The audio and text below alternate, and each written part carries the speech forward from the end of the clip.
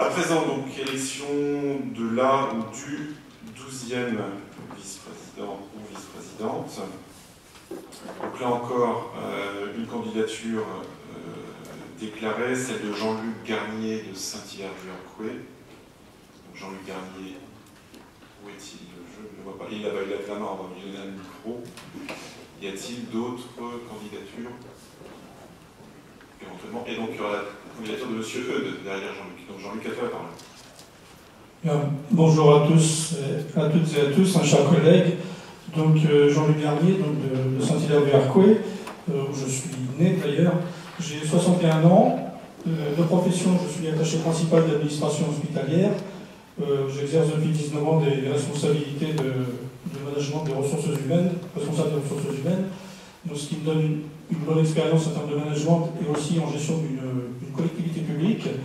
Et un métier que je vais bientôt abandonner puisque je vais faire valoir mes droits. J'ai fait valoir mes droits à la retraite dans pas longtemps, donc d'ici quelques semaines je serai entièrement disponible puisque je travaillerai à temps partiel au 1er septembre et tout de suite après je serai en retraite, donc totalement disponible pour exercer des fonctions. Alors à la fois je suis maire adjoint donc à Saint-Hilaire depuis 2008 où j'ai aux côtés de Gilbert Badiou exercé sur les délégations de tourisme et culture. Et Gilbert m'avait fait l'honneur de me renouveler 2 fois sa confiance. Et puis depuis auprès de Jackie Louvet, donc je suis toujours en charge du tourisme et de la culture. Et j'ai siégé en tant que délégué communautaire donc, de 2008 à 2016 à la communauté de communes de Saint-Hilaire-du-Harcouët. Et puis ensuite, depuis 2017, la communauté d'agglomération, en particulier sur la commission tourisme, et je suis également comité directeur de l'EPIC Office du tourisme et au bureau de l'Office du tourisme de l'EPIC. Des délégations où je suis particulièrement assidu, hein. J'ai toujours réussi à conjuguer avec ma profession pour l'instant, donc avec beaucoup d'assiduité, participer à tous les travaux. Et en termes de tourisme, c'est le sujet sur lequel je me positionne, puisque à Saint-Hilaire, déjà, j'ai impulsé une grosse dynamique touristique qui a fait que Saint-Hilaire est aujourd'hui une destination tourisme vert qui est parfaitement reconnue, avec une fréquentation, une politique très importante de développement à ce sujet-là, et qui nous a valu, comme une grande satisfaction, ça a été en 2018 d'accueillir à Saint-Hilaire le Congrès national de tourisme des stations vertes. Et je crois que c'était une des premières fois, peut-être la première fois, qu'il y a un Congrès national de tourisme qui se passe sur notre territoire. Donc, et ce congrès nous a permis de valoriser aussi notre région, puisqu'on a beaucoup parlé, bien sûr, dans les ateliers d'itinérance, c'est un des sujets principaux, mais on en a aussi profité pour faire découvrir notre territoire aux congressistes, et avec l'organisation de visites pépites, que ce soit à Gers, au Saint-Laurent-de-Torgade ou Dragé. Et donc, cette dynamique, elle a eu pour conséquence, derrière, c'est de créer une forte poussée d'organisation sur le tourisme vert sur notre territoire, puisque dans le sillage du congrès, on a créé un réseau local. Donc on a Mortain et Pontorson qui se sont redynamisés sur la question, et puis Lucé s'est engagé sur la label Station Verte, Saint-Jean-Thomas s'est organisé sur le label Station Verte, Bresset est en train également de faire la démarche, et donc on a un beau réseau de territoires, de stations de tourisme vert qui fonctionne très très bien. Donc c'est une belle dynamique, et c'est une dynamique que j'ai envie de poursuivre et de continuer en valorisant et en promouvant notre territoire.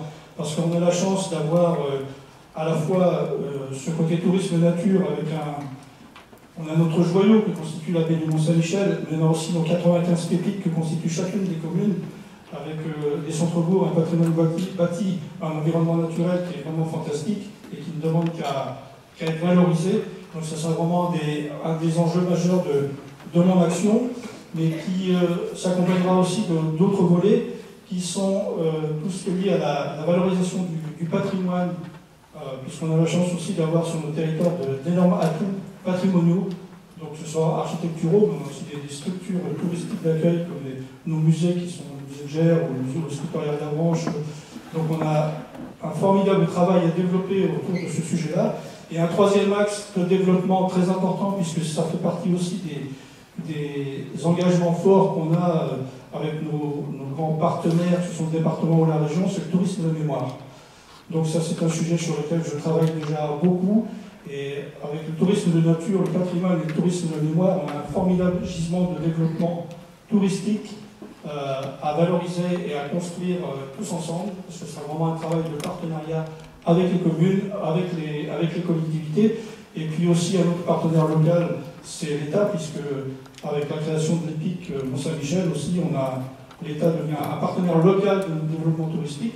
Donc ça sera un des grands enjeux, et c'est un engagement sur lequel je me présente à mon suffrage aujourd'hui, c'est de porter, de développer ce tourisme, parce que c'est un de nos grands atouts de développement économique, parce que le tourisme, je le rappelle aussi, est une composante de la compétence économique.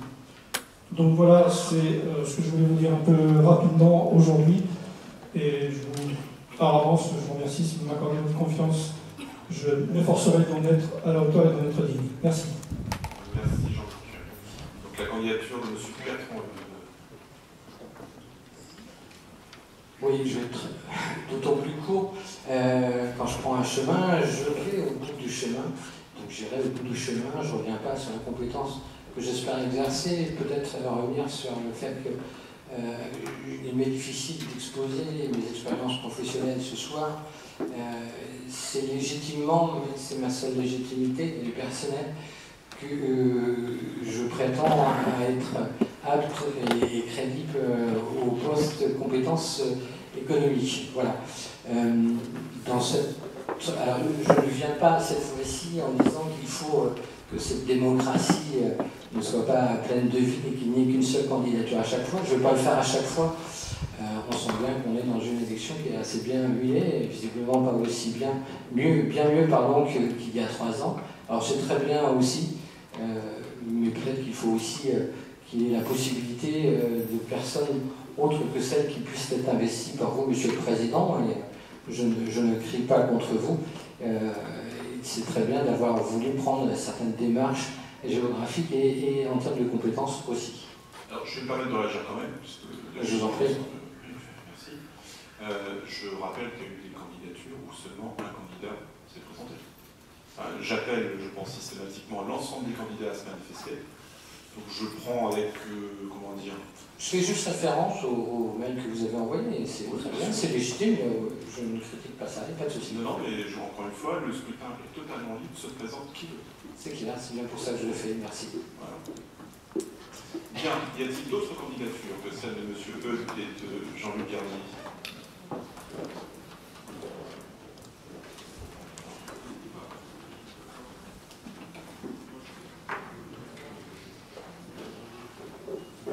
On va passer au vote.